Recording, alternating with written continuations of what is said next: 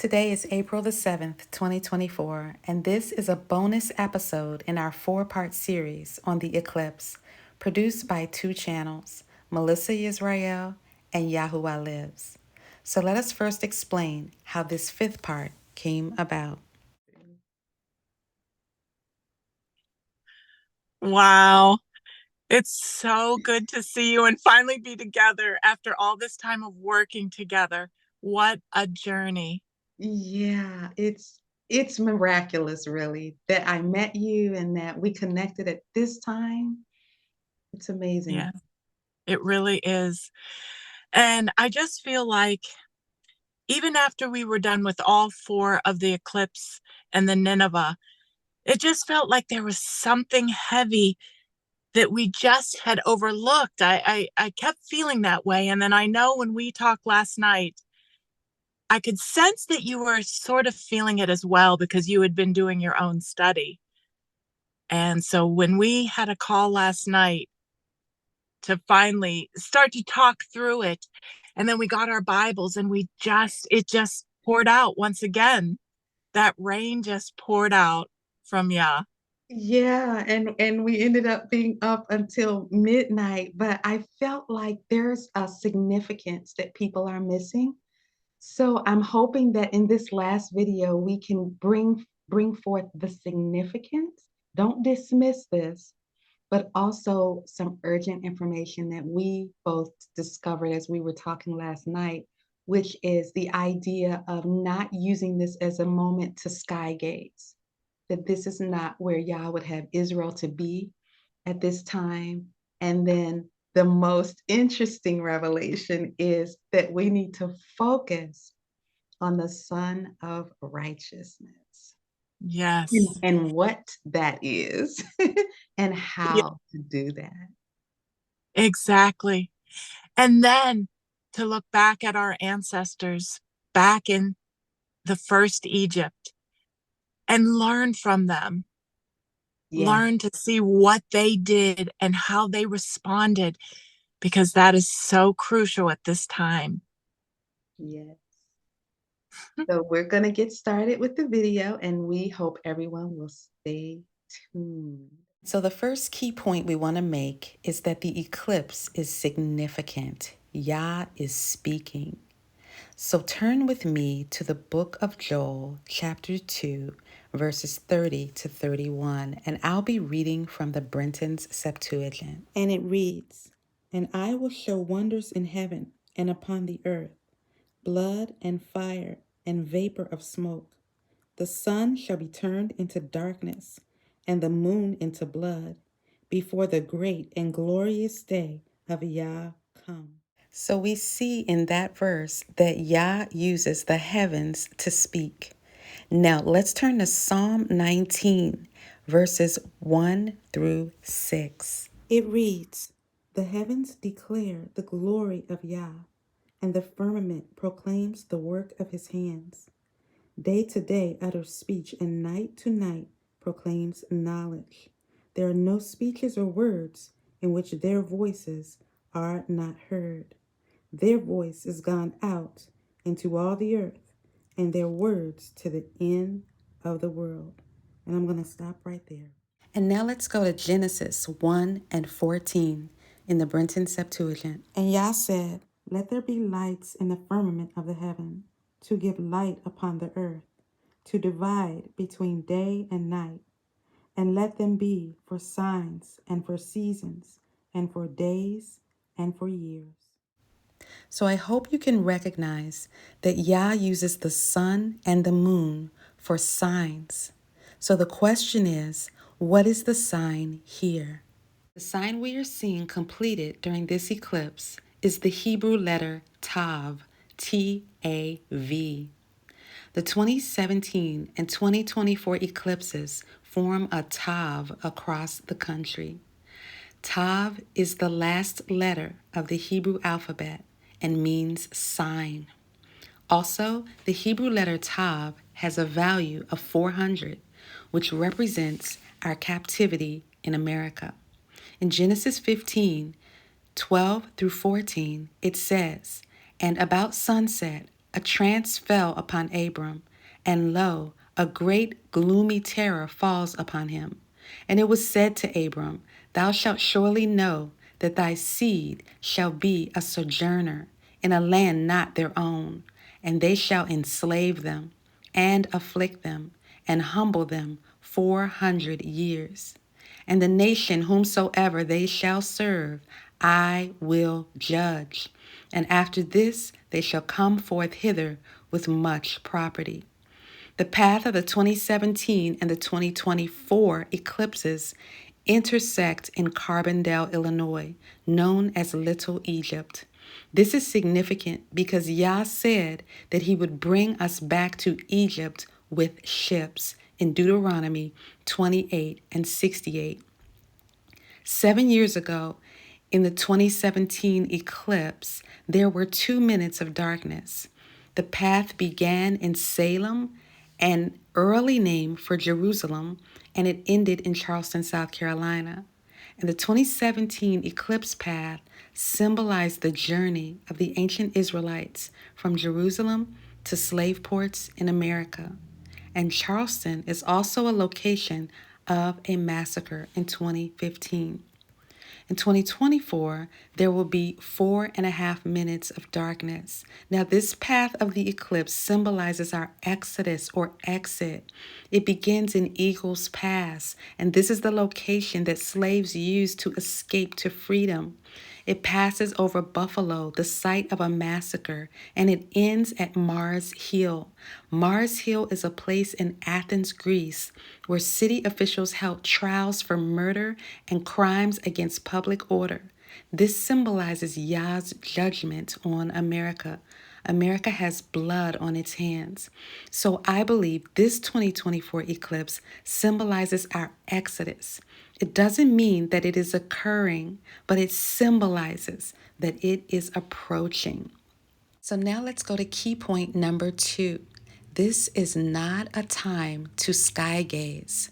When Yah is executing judgment or warning of judgment or speaking, that is a time for holy solemnity and quiet reflection. Just because the whole world seems to be running outside to see what's happening is no reason for Israel to follow suit. Jeremiah 10:4 says, Learn not the ways of the heathen, neither be dismayed at the signs of heaven. We should not be outside with the world, wearing the world's glasses and celebrating the darkness. We must look at the Torah to see what to do. And since this eclipse is symbolizing our exodus, we should look there first. Exodus 10:20-23 in the Septuagint. And Yahuwah hardened the heart of Pharaoh, and he did not send away the children of Israel.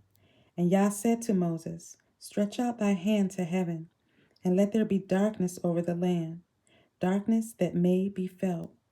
And Moses stretched out his hand to heaven, and there was darkness very black, even a storm, over all the land of Egypt 3 days. And for 3 days no man saw his brother, and no man rose up from his bed for 3 days. But all the children of Israel had light in all the places where they were. This gives us an example of where Yah wants Israel to be when he brings darkness over a land. Notice that Yah doesn't want the children of Israel in darkness. We should not be infatuated with darkness. He says that all the children of Israel had light in all the places where they were. So what does that mean? Make sure that wherever you find yourself during the eclipse, it is a place that has light. There must be separation. Remember Genesis 1:4. And Yah saw the light, that it was good, and Yah divided between the light and the darkness. Another example of that separation is found in Exodus chapter 14, verses 19-20. And it says, And the angel of Yah that went before the camp of the children of Israel removed and went behind. And the pillar of the cloud also removed from before them and stood behind them. And it went between the camp of the Egyptians and the camp of Israel and stood, and there was darkness and blackness, and the night passed, and they came not near to one another during the whole night. So Yah uses darkness as a way of separation. While this time of darkness crosses America, we must be focused on the light.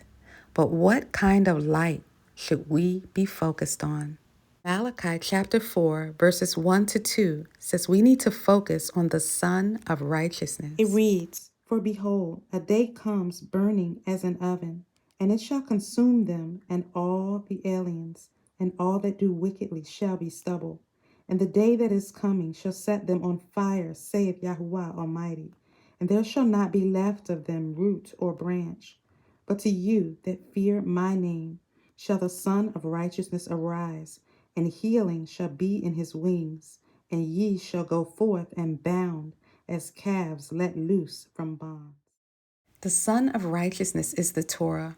Proverbs 6 and 23 says, "For the commandment is a lamp, and the teaching is a light, and the reproofs of discipline are the way of life." So for one group, the Son of Righteousness burns up all that do wickedly, and for others, it brings healing in its wings. So those who fear Yah's name will experience the healing in his wings. Now let's look closely at that word, wings. It comes from the Hebrew word kanaf, and it means the border or corners of the earth. And that idea of the borders of the earth is found in Isaiah 6 and 12. It says, "And he shall lift up a standard for the nations, and he shall gather the lost ones of Israel, and he shall gather the dispersed of Judah from the four corners of the earth." So Malachi is saying that the Son of Righteousness, also known as the Torah, is going to arise on those who fear Yah's name, and healing shall be in its wings, also known as the four corners of the earth.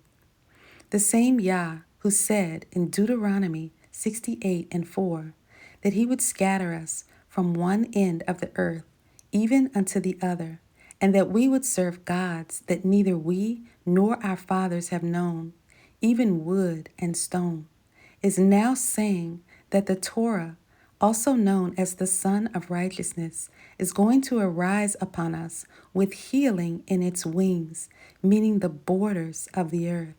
The Son of Righteousness is for those who fear Yah and for those who are walking in the way of truth. Now, the wicked are going to see your light at this time of darkness, and this is what they're going to say about you. We're going to read from Wisdom, chapter 5, verses 1 through 7 in the Septuagint. And it says, "Then shall the righteous man stand in great boldness before the face of such as have afflicted him, and made no account of his labors. When they see it, they shall be troubled with terrible fear, and shall be amazed at the strangeness of his salvation, so far beyond all that they look for. And they, repenting and groaning for anguish of spirit, shall say within themselves, This was he whom we had sometimes in derision, and a proverb of reproach. We fools accounted his life madness, and his end to be without honor.